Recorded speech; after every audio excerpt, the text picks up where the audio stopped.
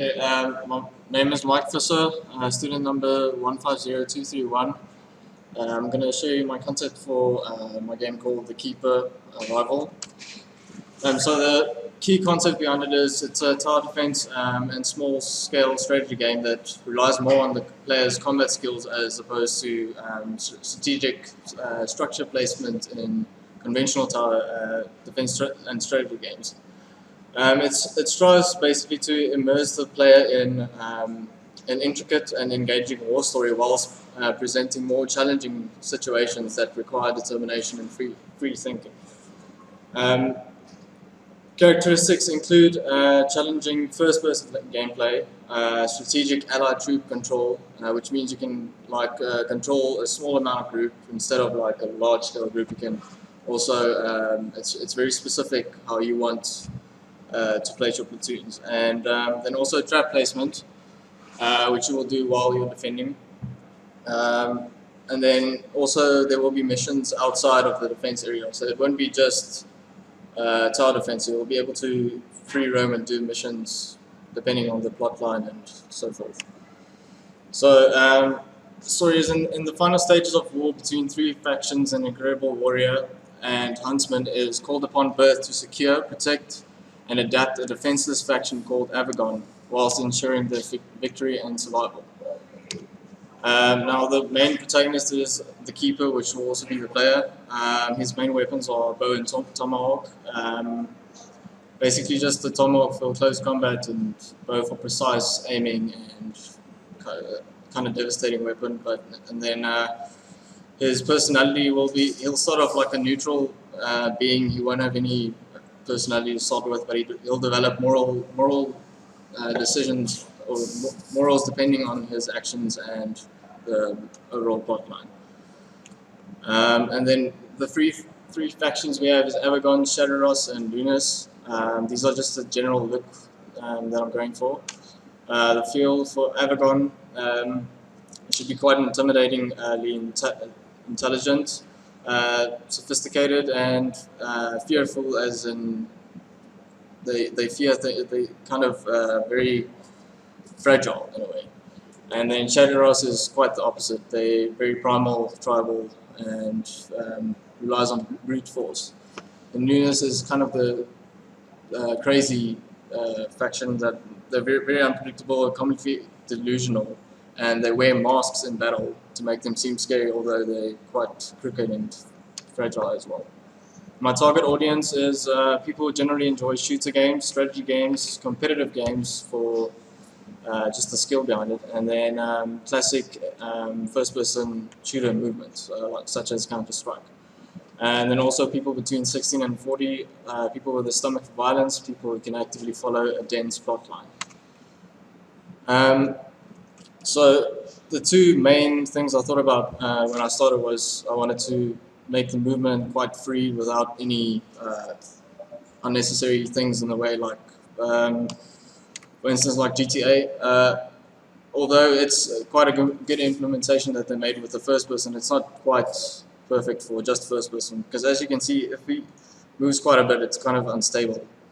And there's other examples also that just illustrate unnecessary animations that kind of frustrates the player. And instead I want to do some type of a raw input and precise aiming to be able to move quick and still hit your mark without any consequences. And then decapitations is a go. There's 3 pros and 2 cons, so of course. Yeah, I just want to implement it in a realistic way without making it too like brutally, like, I don't know, just try and implement it to learn something like this. And then the action list I have for the movement, just basic movement, with an added dash, so you can move quite quickly in certain areas. Combat ranged, you place traps with the bow later on, and then the combat melee, you can throw your tomahawk. It's more for close combat, so you can quick and heavy decapitate them and execute them if they're on low health. Now my currency depends solely on mostly on people. If your supply of people are basically full, it'll work between a min and a max, and if it's full, the production of the rest of the faction will be up, because mainly I didn't want the player to have too much influence with structures and such. He'll be able to upgrade it, but with the needed resources.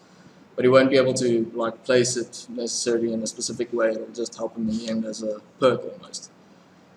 And then but you can build up your people by doing main missions, hunting missions, and surviving defense waves without casualties, with few casualties.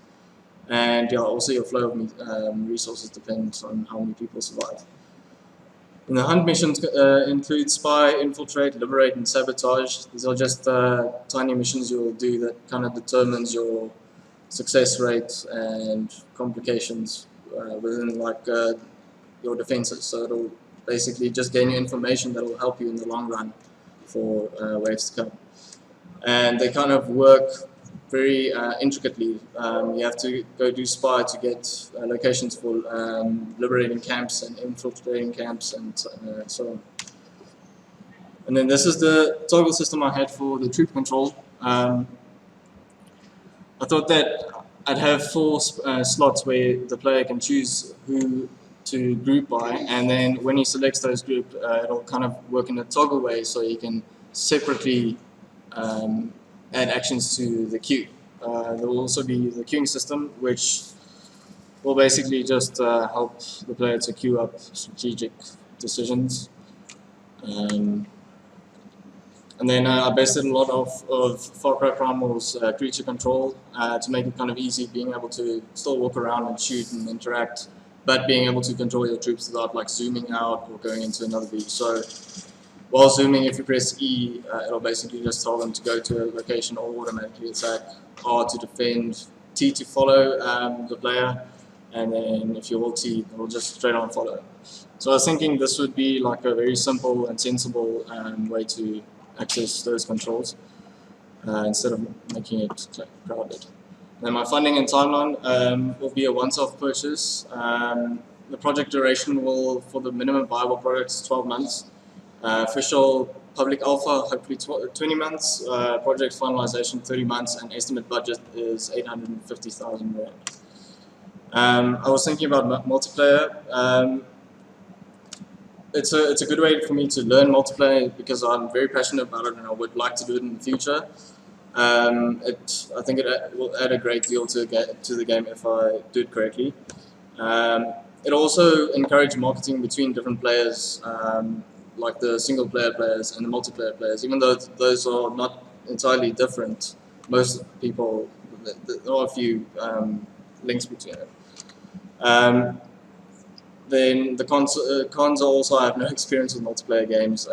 Incompatibility issues that could lead to like a dead end, and the budget and timeline schedule will have to be adjusted drastically. And then my target platform is Windows. I will be moving on to a VR just on PC, trying to implement it right after my first initial demo release.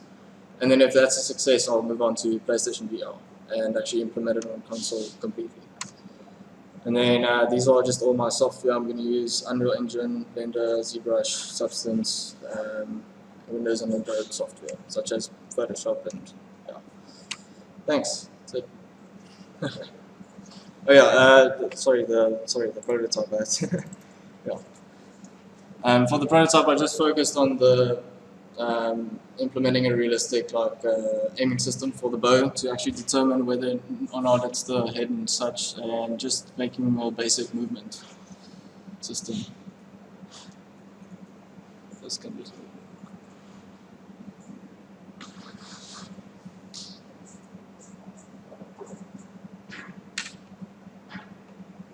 That's a problem. Frame lock. What you want? Was it a new project? No, it's a build. Yeah. It should work. I'm not sure if it. Okay, wait, let me just try to exit. Okay, there we go. It's good enough. Okay. Yeah. So basically, as you can see, if I wanna, I'm implementing different spaces. So if you shoot in the torso, it won't kill him instantly. There's a certain amount of damage set up for that spot, as well as like the feet have less damage. And eventually, if you shoot him in the head, the sensitivity is crazy.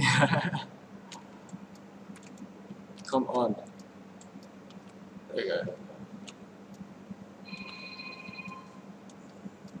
But yeah, and yeah, that's about it. You can the movement includes a dash already, so you can just dash short distances, as you can see, and then you can sprint forward, jump, and crouch. Yeah. Thanks.